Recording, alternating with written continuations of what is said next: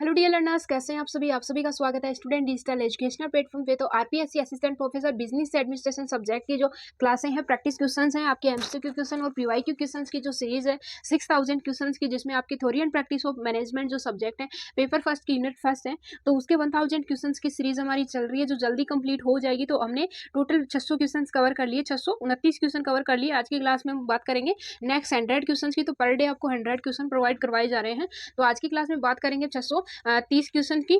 ठीक है, 629 क्वेश्चन आपके टोटल कवर हो चुके हैं। तो यहाँ पे कृत्य से संबंधित तथ्यों के शाब्दिक चित्रण कहलाता है। तो कृत्य से संबंधित जो शाब्दिक चित्रण है उसको क्या कहते हैं? तो उसको कृत्य विवरण कहते हैं। किसी कृत्य को करने वाले व्यक्ति में क्या क्या अपेक्षित योग्यताएं होनी चाहिए, यह दर्शाता है। तो यह क्या दर्शाता है कि किसी व्यक्ति को कृत्य को करने वाले व्यक्ति में क्या क्या अपेक्षाएं योग्यताएं होनी चाहिए।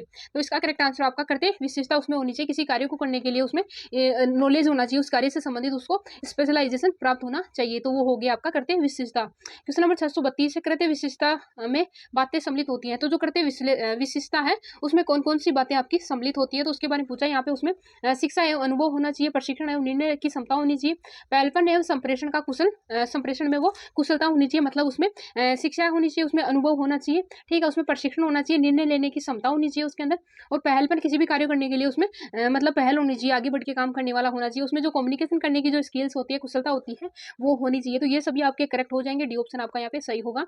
नेक्स्ट क्वेश्चन की बात करते हैं, 630 नंबर का क्वेश्चन, मानव संसाधन आपूर्ति के आंतरिक स्रोतों में शामिल नहीं है। तो आपके जो मानव संसाधन आपूर्ति है इसकी जो आंतरिक स्रोत है उनमें कौन से शामिल नहीं है? तो आंतरिक स्रोत में आपका विज्ञापन शामिल नहीं होता, क्योंकि विज्ञापन आपका बाहरी लोगों के लिए किसी प्रोडक्ट के बारे में जानकारी देने के लिए किया जाता है, किसी इंफॉर्मेशन को लोगों तक पहुंचाने के लिए आप एडवर्टाइजिंग का यूज करते हैं।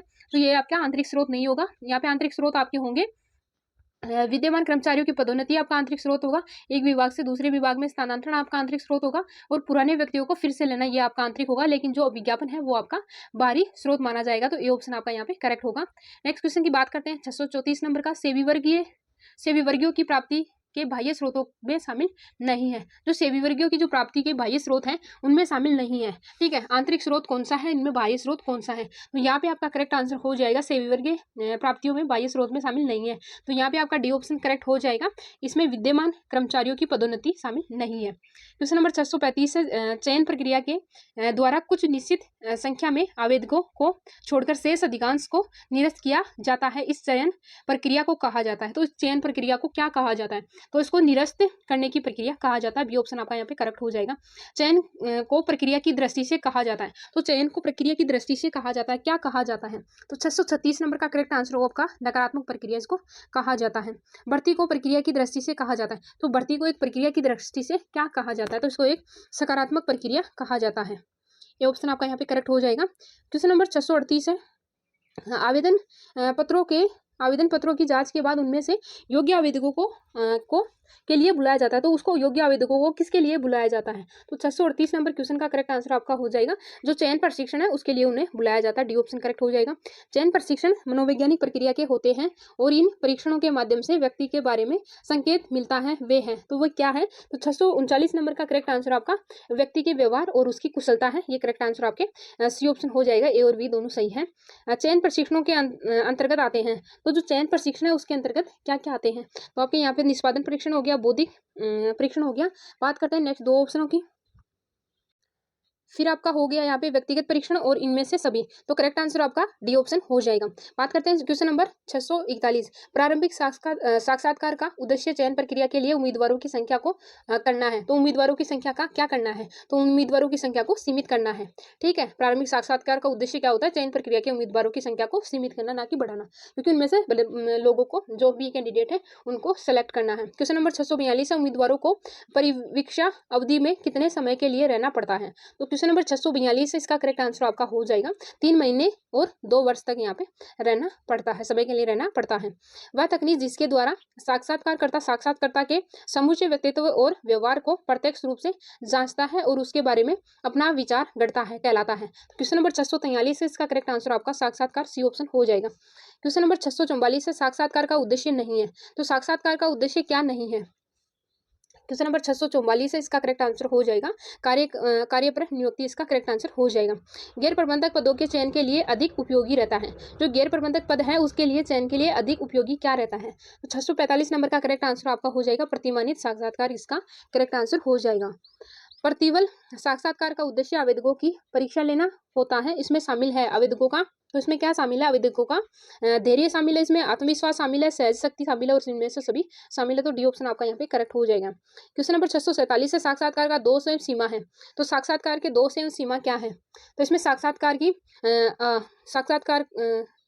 साक्षात्कार का दोष एवं सीमा है, तो इसमें आभा प्रभाव का प्रभाव है, पूर्वाग्रह से प्रेरित है और कार्य सेवा पर ध्यान नहीं, तो ये सभी आपके डी ऑप्शन करेक्ट आंसर हो जाएंगे। इसमें दोष और सीमा साक्षात्कार की ये सभी हैं, ठीक है।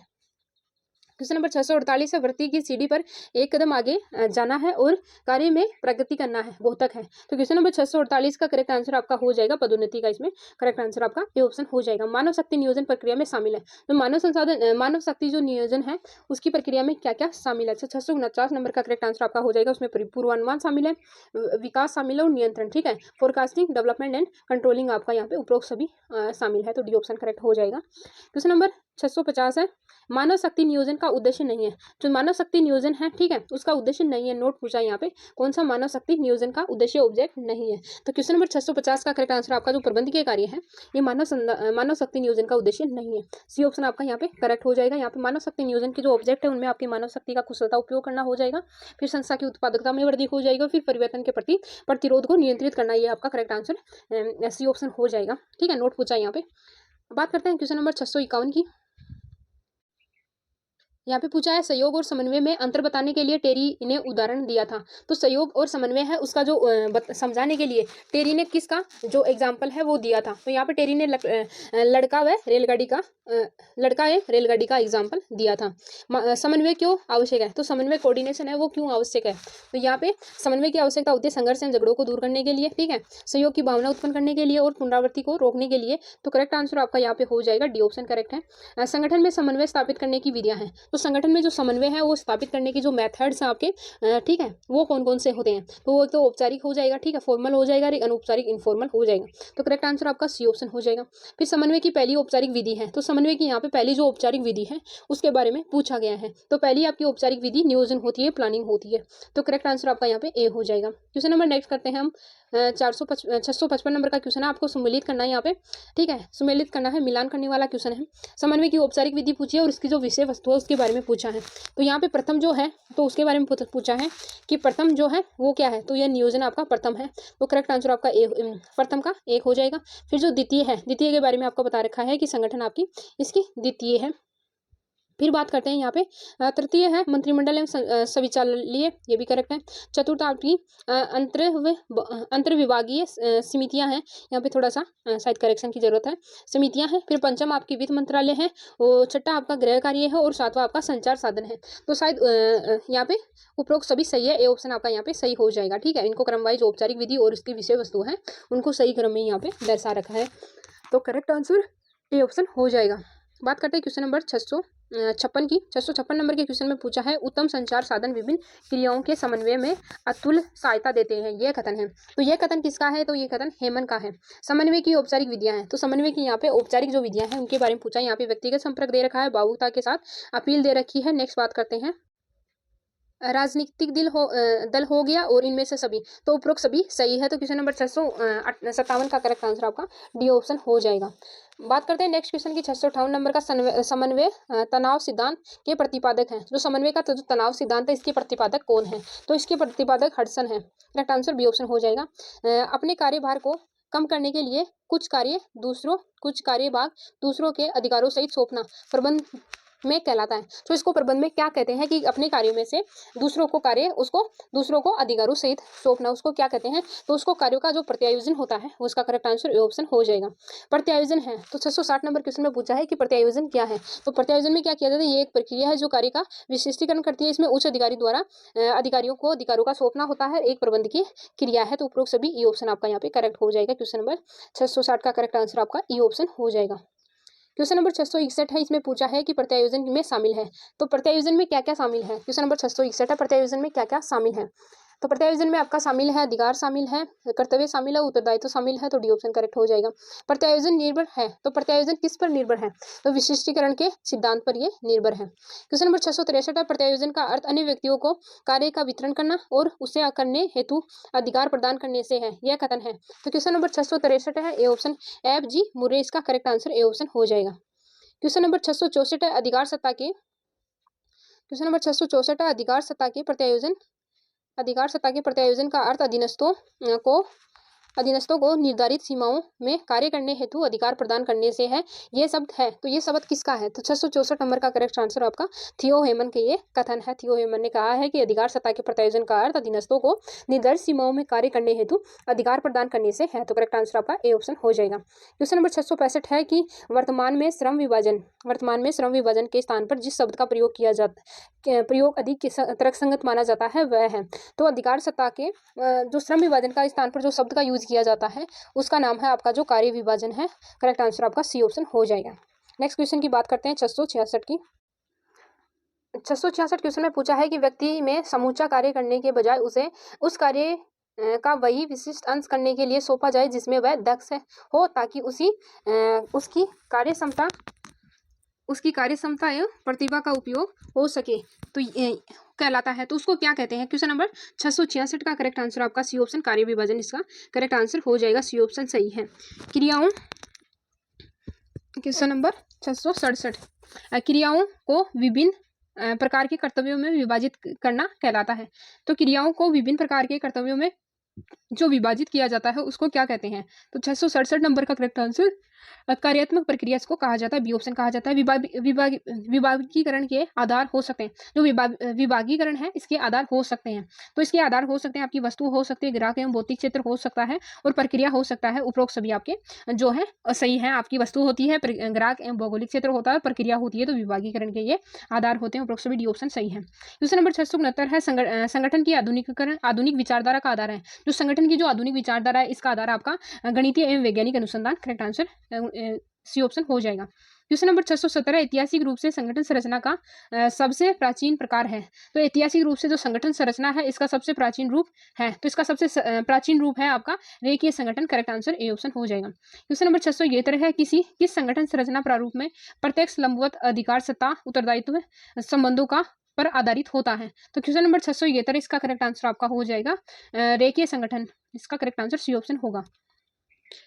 समूचे संगठन में नीतियों, प्रणालियों तथा कार्यविधियों में एक रूपता स्थापित करने का लाभ मिलता है। तो 672 नंबर का करेक्ट आंसर आपका हो जाएगा परियोजना संगठन में, इसका करेक्ट आंसर सी ऑप्शन हो जाएगा। चुने हुए नियुक्त किए गए व्यक्तियों का वह समूह जिसे स्थायी या अस्थायी प्रकृति के कुछ विशिष्ट संगठनात्मक कार्य सौंपे जाते हैं कहलाती है। तो 673 नंबर का करेक्ट आंसर आपका हो जाएगा सीमित और संगठन संरचना, इसका करेक्ट आंसर हो जाएगा 673 नंबर का सी ऑप्शन आपका सही हो जाएगा। ये सीमित और संगठन संरचना इसका सही आंसर सी ऑप्शन है। क्वेश्चन नंबर 674 है कि व्यवस्थित प्रतिरोध, दबाव एवं तनावपूर्ण स्थिति में निर्णयों को टाल देने की एक अच्छी युक्ति संगठन प्रारूप है। तो इसकी अच्छी युक्ति संगठन प्रारूप है, तो करेक्ट आंसर आपका हो जाएगा सीमित संगठन, ए ऑप्शन सही होगा। समितियों को अधिक प्रभावी बनाने के लिए आवश्यक है। तो समितियों को अधिक प्रभावी बनाने के लिए क्या क्या आवश्यक है, तो आपकी उपयुक्त विषय वस्तु आवश्यक है, ठीक है, ए ऑप्शन सही है, ए ऑप्शन है। नेक्स्ट ऑप्शन देखते हैं। अगर किसी क्वेश्चन में आपको डाउट लग रहा है तो वो भी प्लीज़ मेरे को कमेंट सेक्शन में बताना कि इस क्वेश्चन में हमें डाउट है, इसका गलत आंसर है। अगर जो भी है आपको प्रॉब्लम आ रही है वो सभी आप मेरे को कमेंट सेक्शन में बताओगे, तभी मेरे को पता लगेगा। क्वेश्चन नंबर 686 है औपचारिक संगठन को अलिखित संगठन कहना ज्यादा उच्च है, यह विचार है। तो ये विचार किसका है, तो ये पीटर ड्रकर का विचार है। संगठन एक एवं व्यक्तिगत समस्याओं के निदान के लिए स्वयं अधीनस्थों द्वारा नियोजित व्यवहार ही अनौपचारिक संगठन है, यह परिभाषा दी है। तो यह परिभाषा आपकी दी है अल्बर्स ने ये परिभाषा दी है, ये ऑप्शन आपका यहाँ पे सही हो जाएगा। अनौपचारिक संगठन की विशेषता नहीं है, जो अनौपचारिक संगठन है इसकी विशेषता कौन कौन सी नहीं है, तो इसकी विशेषता सर्वव्यापक होते हैं, अनिश्चित होते हैं और यह व्यवस्था का एक विकास स्वतः ही होता है। तो यहाँ पे सी ऑप्शन आपका सही हो जाएगा। यह अनौपचारिक संगठन की विशेषता नहीं होती, इसका आधार अमानवीय होता है, तो सी ऑप्शन आपका यहाँ पे सही हो जाएगा। क्वेश्चन नंबर 689 है वह कौन सा संगठन है जिसे समाप्त किया जाना संभव नहीं है, तो वह कौन सा संगठन है जिसको समाप्त किया जाना संभव नहीं है। तो क्वेश्चन नंबर 689 का करेक्ट आंसर आपका जो अनौपचारिक संगठन है इसको समाप्त किया जाना संभव नहीं है, क्योंकि ये प्री प्लानिंग नहीं होती है, इसका कोई स्ट्रक्चर नहीं होता है, ठीक है, तो इसको समाप्त करना संभव नहीं है। अनौपचारिक संगठन जटिल होता है क्योंकि ये आधारित होते हैं। तो अनौपचारिक संगठन है 690 नंबर। तो अनौपचारिक संगठन जटिल होते हैं क्योंकि ये आधारित होते हैं। किस पर आधारित होते हैं? व्यक्तिगत रुचियों पर, आदतों पर और रीति रिवाजों पर। तो आपका डी ऑप्शन आपका यहाँ पे सही हो जाएगा। औपचारिक एवं अनौपचारिक संगठन के बीच अधिकार एवं प्रभाव का ही मुख्य अंतर है, ये विचार है। तो ये विचार आपके किसके हैं? तो सी ऑप्शन मैसफील्ड एवं मार्क्स, ये करेक्ट आंसर आपका सी ऑप्शन हो जाएगा। संप्रेषण की भूमिका में कार्यशील अनौपचारिक समूहों को कहा जाता है। तो क्वेश्चन नंबर 692 है, इसका करेक्ट आंसर आपका अंगुरी लता जो संप्रेषण है वो सही हो जाएगा। क्वेश्चन नंबर 693 है, नियुक्तिकरण कार्य का मूल दायित्व कौन से प्रबंधकों के पास रहता है? तो 693 नंबर का करेक्ट आंसर आपका रेखीय, ये ऑप्शन सही हो जाएगा। मानव संसाधन प्रबंध विभाग का मुख्य कार्य है, जो मानव संसाधन जो प्रबंध विभाग है उसका जो मुख्य कार्य है वो क्या होता है? तो इसका मुख्य कार्य होता है नियुक्तिकरण। ठीक है, सी ऑप्शन आपका सही हो जाएगा। नियुक्तिकरण का कार्य मूल्य रूप में संबंधित है मानव संसाधन के, तो किससे संबंधित है? मानव संसाधन के नियोजन, भर्ती एवं चयन से, यहाँ पे स्थापन एवं प्रशिक्षण एवं विकास से, पारिश्रमिक निष्पादन मूल्यांकन एवं स्थानांतरण से। तो उपरोक्त सभी डी ऑप्शन आपका यहाँ पे सही हो जाएगा। नियुक्तिकरण की सफलता का आधार माना जाता है, तो नियुक्तिकरण की जो सफलता है इसका आधार किसे माना है? तो इसके जो ऑप्शन है वो नेक्स्ट स्लाइड पे है, तो वेट कीजिए। तो हमारा क्वेश्चन था कि नियुक्तिकरण की सफलता के जो आधार माना जाता है वो किसे माना जाता है? तो चयन को माना जाता है, या फिर सही प्रबंध को माना जाता है, या फिर व्यक्ति को सही काम देना होता है। तो आपका जो करेक्ट आंसर आपका इसका होगा, तो इसका करेक्ट आंसर आपका होगा सही व्यक्ति को सही काम देना। इसका करेक्ट आंसर सी ऑप्शन हो जाएगा। क्वेश्चन नंबर 697 है, किसी उपक्रम द्वारा अपेक्षित मानव संसाधनों को आकृष्ट करने, प्राप्त करने तथा बनाए रखने में तथा विकसित करने का प्रबंधकीय कार्य कहलाता है। तो प्रबंधकीय कार्य क्या कहलाता है? तो वो कहलाता है नियुक्तिकरण। तो 697 का करेक्ट आंसर आपका हो जाएगा नियुक्तिकरण, सी ऑप्शन सही होगा। क्वेश्चन नंबर 698 है, सेवी वर्गीय प्रबंध विभाग रेखीय प्रबंधकों को कौन सी सेवाएं प्रदान करते हैं? तो 698 का करेक्ट आंसर आपका हो जाएगा। यहाँ पे विशिष्ट परामर्श हो गया, परामर्श एवं समर्थन हो गया, प्रशासनिक सेवाएं होगी। तो डी ऑप्शन आपका यहाँ पे सही हो जाएगा। स्टाफिंग के क्षेत्र में शामिल नहीं है, जो स्टाफिंग है इसके क्षेत्र में क्या शामिल नहीं है? तो यहाँ पे आपकी शामिल नहीं है, व्यक्तिगत हित आपकी शामिल नहीं है, जबकि स्टाफिंग के जो स्कोप है, क्षेत्र है, इसमें आपकी स्टाफ का चयन हो गया, प्रशिक्षण हो गया और अच्छे मधुर संबंध हो गए। तो डी ऑप्शन आपका यहाँ पे सही हो जाएगा। क्वेश्चन नंबर 700 है, मानव संसाधनों की आवश्यकताओं का पूर्वानुमान जिन आधारों पर लगाया जाता है वे हैं। तो मानव संसाधनों की आवश्यकताओं का पूर्वानुमान जिन आधारों पर लगाया जाता है वे कौन कौन से हैं? तो क्वेश्चन नंबर 700 है, इसका करेक्ट आंसर आपका हो जाएगा। उपक्रम के लक्ष्य हो गए, ये भी सही है। नीतियां हो गई, भावी व्यावसायिक योजनाएं हैं, ये भी हो गई। तो उपरोक्त सभी डी ऑप्शन आपका यहाँ पे सही हो जाएगा। क्वेश्चन नंबर 701 है, भविष्य की किस प्रकार की योग्यता वाले लोगों की आवश्यकता पड़ेगी, इसका पता लगाता है। तो इसका पता लगाता है, तो कौन लगाता है? तो 701 नंबर का करेक्ट आंसर आपका हो जाएगा करते जॉब विश्लेषण, इसका करेक्ट आंसर ए ऑप्शन हो जाएगा। क्वेश्चन नंबर 702 है, किस करते को करने वाले व्यक्ति में क्या क्या अपेक्षित योग्यताएं होनी चाहिए, यह दर्शाता है। तो यह किस में दर्शाता है? तो यह आपका दर्शाता है क्वेश्चन नंबर 702 का करेक्ट आंसर आपका हो जाएगा कर्तव्य विशेषता है, इसका करेक्ट आंसर सी ऑप्शन हो जाएगा। चयन को प्रक्रिया की दृष्टि से कहा जाता है, तो चयन को प्रक्रिया की दृष्टि से नकारात्मक प्रक्रिया कहा जाता है। चयन प्रक्रिया प्रशिक्षण मनोवैज्ञानिक प्रकृति के होते हैं और इन प्रशिक्षणों के माध्यम से व्यक्ति के बारे में संकेत मिलता है, वे हैं। तो क्वेश्चन नंबर 704 इसका करेक्ट आंसर आपका हो जाएगा व्यक्ति का जो व्यवहार है ये भी करेक्ट है और कुशलता है ये भी करेक्ट है। तो सी ऑप्शन आपका सही हो जाएगा। चयन प्रशिक्षण के अंतर्गत आते हैं, तो चयन है प्रशिक्षण उसके परीक्षणों के अंतर्गत आते हैं। जो चयन परीक्षण होते हैं उसके अंदर किस किस को शामिल किया जाता है? तो इसके अंदर आपको निष्पादन परीक्षण को भी शामिल किया जाता है, बौद्धिक परीक्षण को भी शामिल किया जाता है और व्यक्तिगत परीक्षण को भी शामिल किया जाता है। तो डी ऑप्शन आपका यहाँ पे सही हो जाएगा। क्वेश्चन नंबर 706 है, उम्मीदवारों को परिवीक्षा अवधि में कितने समय के लिए रहना पड़ता है? तो क्वेश्चन नंबर 706 है, इसका करेक्ट आंसर आपका हो जाएगा इसको 3 महीने से 2 वर्ष तक रहना पड़ता है। तो क्वेश्चन नंबर 706 इसका करेक्ट आंसर आपका बी ऑप्शन हो जाएगा। नेक्स्ट बात करते हैं, हमने टोटल 700 क्वेश्चन कवर कर लिए हैं। आज पार्ट आपका 6 या 7 पार्ट कवर होने वाला है, ठीक है। तो अगर आपको क्लास अच्छी लग रही है तो लाइक करिए और चैनल को सब्सक्राइब जरूर करते रहिए और अपने दोस्तों के साथ शेयर कीजिए ताकि उनको भी स्टडी कंटेंट प्रोवाइड हो सके। क्वेश्चन नंबर 707 है कि गैर प्रबंधक पदों के चयन के लिए अधिक उपयोगी रहता है। तो गैर प्रबंधक पदों के लिए जो अधिक उपयोगी रहता है तो वो क्या रहता है? तो 707 का करेक्ट आंसर आपका रह जाएगा ए ऑप्शन प्रतिमानित साक्षात्कार, इसका करेक्ट आंसर ए ऑप्शन रहेगा। मानव शक्ति नियोजन का उद्देश्य नहीं है, जो मानव शक्ति नियोजन है इसका उद्देश्य क्या नहीं है? तो क्वेश्चन नंबर 708 का करेक्ट आंसर आपका प्रबंधकीय कार्य करना यह शामिल नहीं होगा, सी ऑप्शन सही है। किसी व्यक्ति को वे इच्छाएं जो और भावनाएं जो किसी कार्य को करने की दिशा में प्रेरित करती है कहलाती है। तो क्वेश्चन नंबर 709 का करेक्ट आंसर आपका अभिप्रेरणा, सी ऑप्शन सही हो जाएगा। क्वेश्चन नंबर 710 है, हेनरी फेयोल ने अभिप्रेरणा को कौन सा नाम दिया है? तो क्वेश्चन नंबर 710 है, इसका करेक्ट आंसर आपका हो जाएगा आदेश, इसका नाम दिया है हेनरी फेयोल ने। मोटिव का शाब्दिक अर्थ है, तो मोटिव का जो शाब्दिक अर्थ है वो क्या है? तो मोटिव का आपका शाब्दिक अर्थ होगा इच्छा शक्ति को जागृत करना, ए ऑप्शन सही होगा। इच्छा आवश्यकता संतुष्टि चक्र का सही प्रस्तुतिकरण है। तो 712 नंबर का करेक्ट आंसर आपका हो जाएगा इच्छाएं, आवश्यकताएं, तनाव और क्रिया, फिर आपकी जो संतुष्टि है। तो इसका सही क्रम आपका संतुष्टि का जो क्रम है वो आपका इस प्रकार से होगा, सबसे पहले आपकी इच्छाएं होगी, फिर आवश्यकता होगी, फिर तनाव होगा, फिर क्रिया होगी, फिर संतुष्टि होगी। तो सी ऑप्शन आपका यहाँ पे सही हो जाएगा। ह्यूमन रिलेशंस एट वर्क पुस्तक के जो लेखक है वो कौन है? कि आपकी जो ह्यूमन रिलेशंस एट वर्क जो बुक है इसके लेखक है वो कौन है? तो 713 नंबर का करेक्ट आंसर आपका हो जाएगा किथ डेविस है, इनकी ये पुस्तक है ह्यूमन रिलेशन एट वर्क।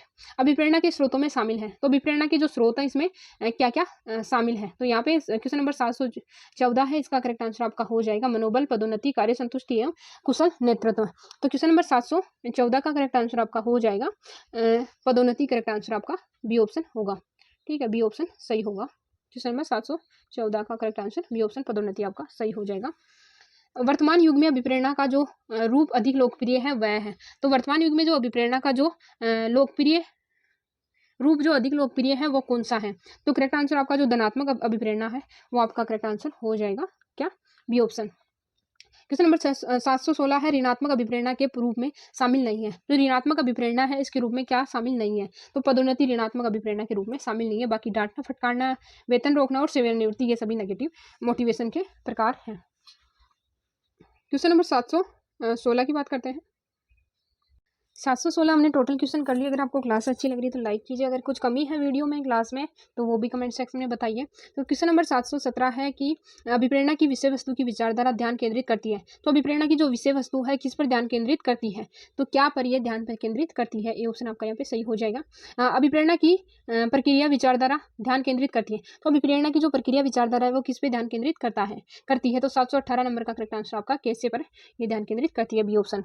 अभिप्रेरणा की आवश्यकता क्रमबद्धता विचारधारा के प्रतिपादक हैं थे, तो अभिप्रेरणा की जो आवश्यकता क्रमबद्धता विचारधारा है इसके प्रतिपादक कौन थे? तो आपका सी ऑप्शन सही हो जाएगा, अब्राहम मास्लो इसके प्रतिपादक हैं। क्वेश्चन नंबर 720 है, मेस्लो का कहना है कि यदि निम्न स्तरीय आवश्यकताएं खतरे में हैं तो परित्याग किया जाएगा। तो परित्याग किया जाएगा, तो किसका परित्याग किया जाएगा? उच्च स्तरीय आवश्यकताओं का यहाँ पे परित्याग किया जाएगा। उच्च स्तरीय आवश्यकताओं की तीव्रता व्यक्ति पर भिन्न भिन्न होती है, यह कथन है। तो यह कथन किसका है? तो ये कथन आपका एडवर्ड लोलेर और लॉयड स्टेले क्या ये कथन है। तो आपका डी ऑप्शन यहाँ पे सही हो जाएगा। क्वेश्चन नंबर 722 अभिप्रेरणा के स्वास्थ्य तथा आरोग्य विचारधारा के प्रतिपादक थे, तो क्वेश्चन नंबर 722 है, इसका करेक्ट आंसर आपका हर्जबर्ग हो जाएगा, बी ऑप्शन। हर्जबर्ग ने संतुष्टि प्रदान करने वाले घटकों को नाम दिया है, तो हर्जबर्ग ने जो संतुष्टि प्रदान करने वाले जो घटक है इनमें किसका नाम दिया है? तो इसमें अभिप्रेरक तत्व का नाम दिया है, ये ऑप्शन आपका सही हो जाएगा।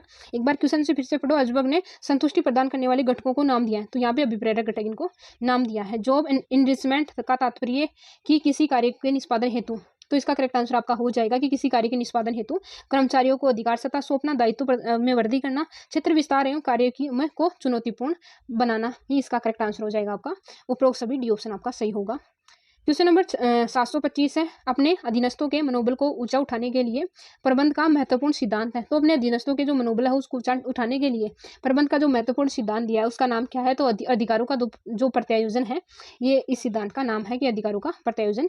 ये ऑप्शन इसका करेक्ट हो जाएगा कि अपने अधीनस्थों के मनोबल को ऊंचा उठाने के लिए प्रबंध का महत्वपूर्ण सिद्धांत है उसका नाम है अधिकारों का प्रत्यायोजन, ये ऑप्शन सही है।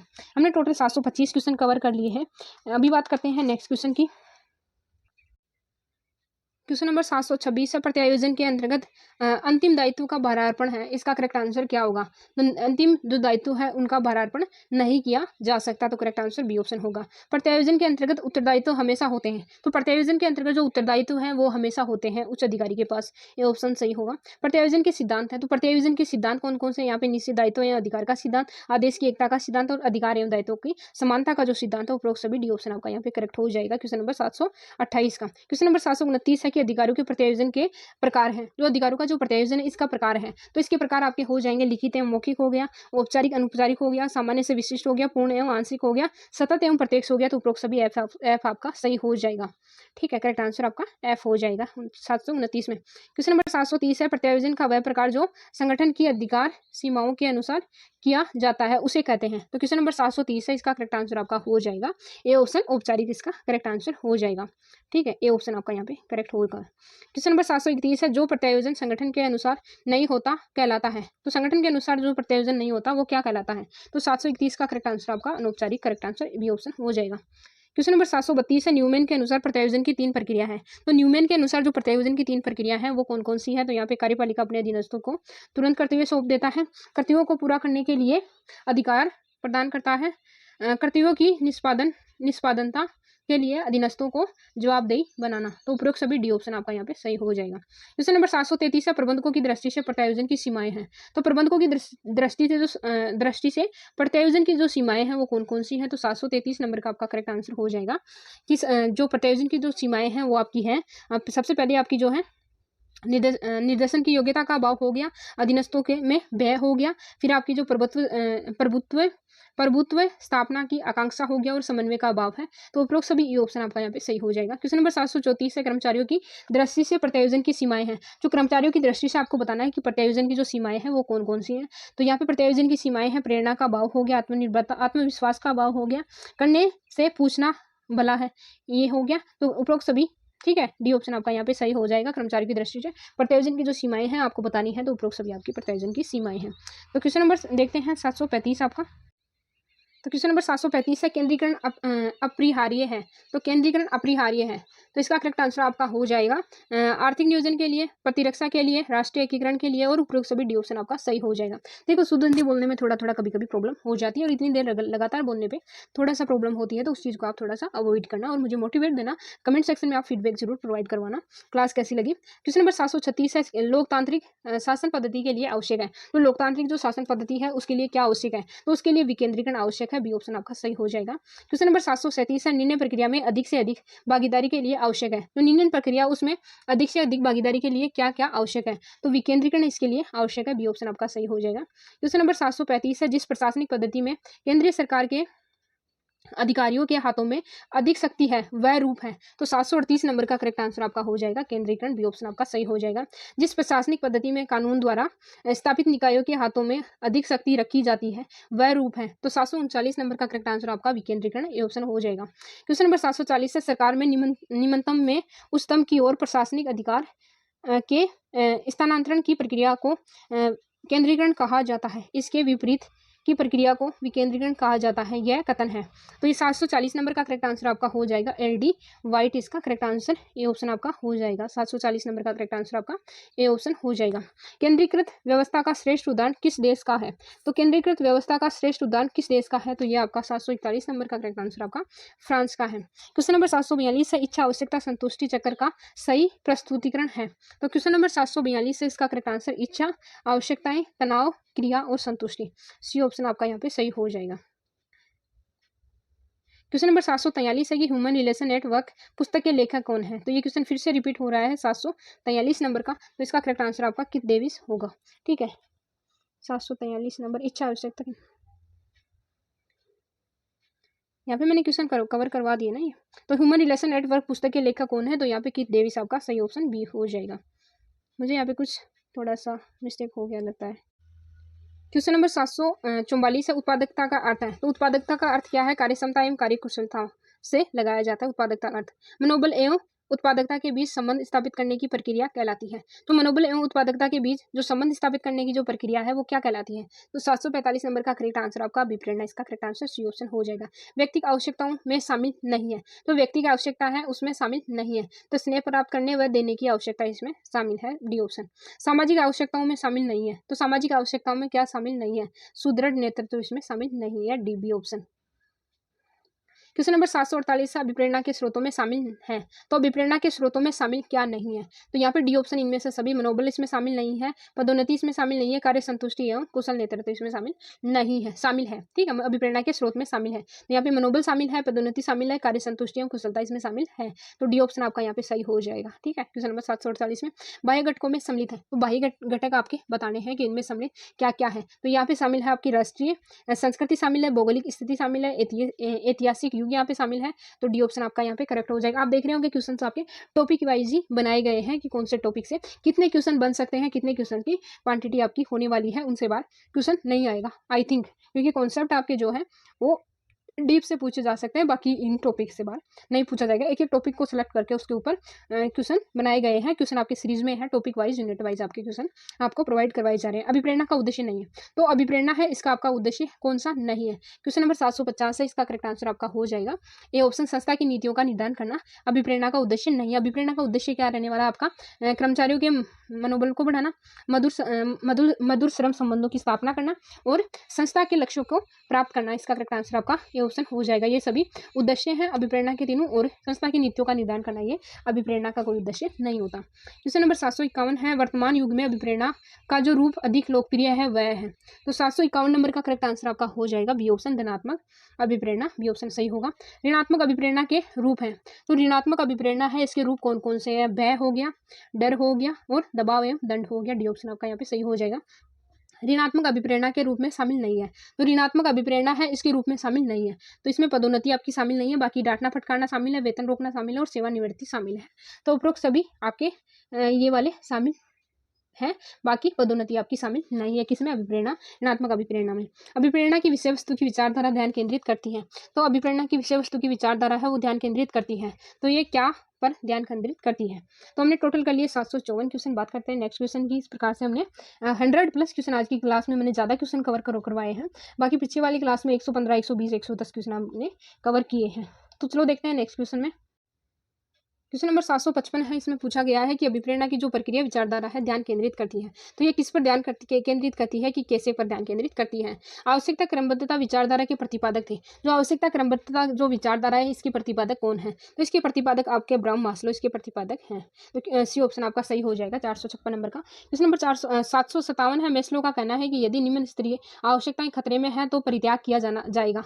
तो किसका परित्याग किया जाएगा 757 नंबर में? तो यहाँ पे उच्च स्तरीय आवश्यकताओं का परित्याग किया जाएगा। सी ऑप्शन आपका यहाँ पे सही हो जाएगा। क्वेश्चन नंबर 758 है, उच्च स्तरीय आवश्यकताओं की तीव्रता व्यक्ति व्यक्ति पर भिन्न होती है, यह कथन है। तो 758 नंबर का करेक्ट आंसर आपका हो जाएगा डी ऑप्शन, एडवर्ड लोलेर और लॉयड स्टले का ये कथन है। तो क्वेश्चन नंबर 758 का करेक्ट आंसर आपका डी ऑप्शन हो जाएगा। बात करते हैं 759 नंबर के क्वेश्चन की।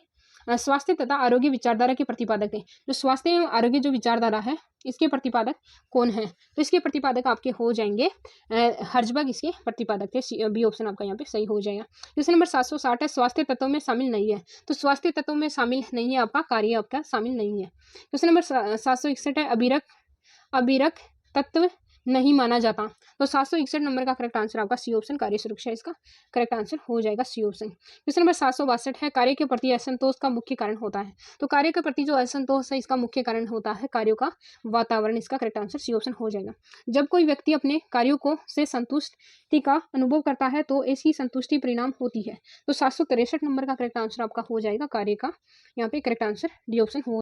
क्वेश्चन नंबर 764 है कि हर्जबर्ग ने संतुष्टि प्रदान करने वाले घटकों को नाम दिया है। तो हर्जबर्ग ने जो संतुष्टि प्रदान करने वाले जो घटक है इनको कहा है अभिप्रेरक तत्व कहा है इनको। 764 का करेक्ट आंसर आपका ए ऑप्शन हो जाएगा। क्वेश्चन नंबर 765 है, प्रेरणा कैसा तत्व है? तो प्रेरणा जो है वो आपका कैसा तत्व माना गया है? तो 765 का आपका करेक्ट आंसर हो जाएगा ये एक भारी तत्व है। बी ऑप्शन आपका यहाँ पे सही हो जाएगा। क्वेश्चन नंबर 766 है, यदि प्रेरणा बैटरी की भांति है तो अभिप्रेरणा किसकी भांति है? अगर प्रेरणा आपकी बैटरी की भांति है तो अभिप्रेरणा आपकी किसकी भांति है? तो 766 नंबर का क्वेश्चन है, इसका करेक्ट आंसर आपका जनरेटर की भांति है। अभिप्रेरणा क्या है? जनरेटर की भांति है और प्रेरणा आपकी बैटरी की भांति है। तो क्वेश्चन नंबर 766 हमने टोटल 766 क्वेश्चन कवर कर लिए हैं आज की क्लास में। हमने करीब शायद 130 क्वेश्चन 140 क्वेश्चन के आसपास कवर किए हैं।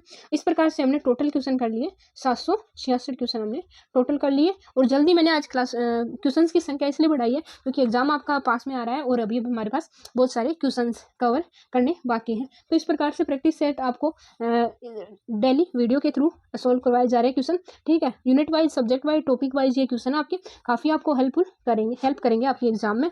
तो इसी प्रकार से बने रहिए हमारे चैनल पे, और चैनल पे अगर आपको वीडियोस अच्छे लग रहे हैं तो शेयर करते रहिए अपने दोस्तों के साथ, ताकि उनको भी थोड़ा सा हेल्प मिल जाए, और हमें सपोर्ट करते रहिए, सब्सक्राइब कर लीजिए। तो थैंक यू, मिलते हैं नेक्स्ट वीडियो में। Have a great day, bye bye, take care.